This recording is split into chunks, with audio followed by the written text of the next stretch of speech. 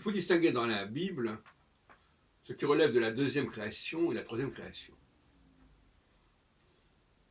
Et je renvoie d'ailleurs à Osée, qui nous dit que ce qui est détestable dans l'idole, c'est qu'elle est fabriquée par l'homme. C'est un argument très intéressant, 8e chapitre. Donc, pour Dieu, tout ce qui est fabriqué par l'homme est une menace, est un blasphème, est une hérésie.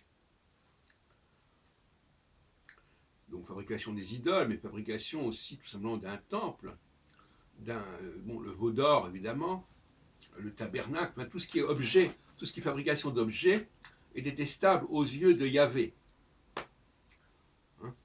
Donc, dans le Pentateuque, on nous parle de la tour de Babel, on nous parle de l'arche de Noé, on nous parle des tables de la loi dans le livre de l'Exode, on nous parle du veau d'or.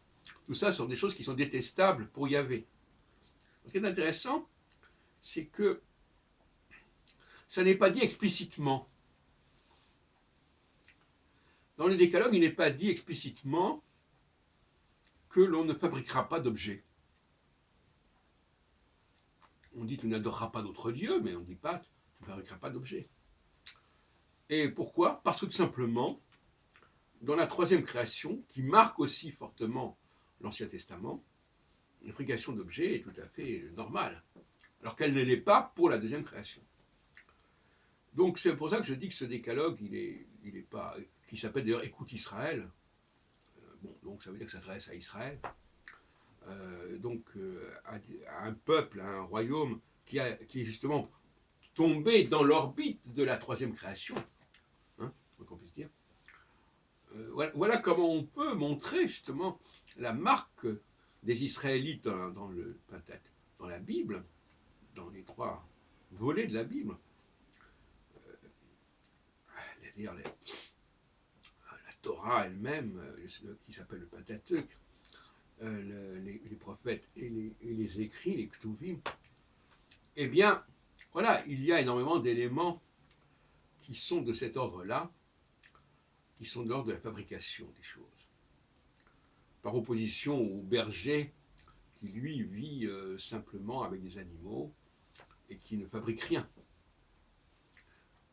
Je reviens à Osée chapitre 8, n'est-ce pas, c'est un chapitre extraordinaire, que je ne me lasse pas de lire et de faire lire, n'est-ce pas, quand il dit c'est fabriqué de main d'homme. Et c'est étonnant. Au chapitre 8,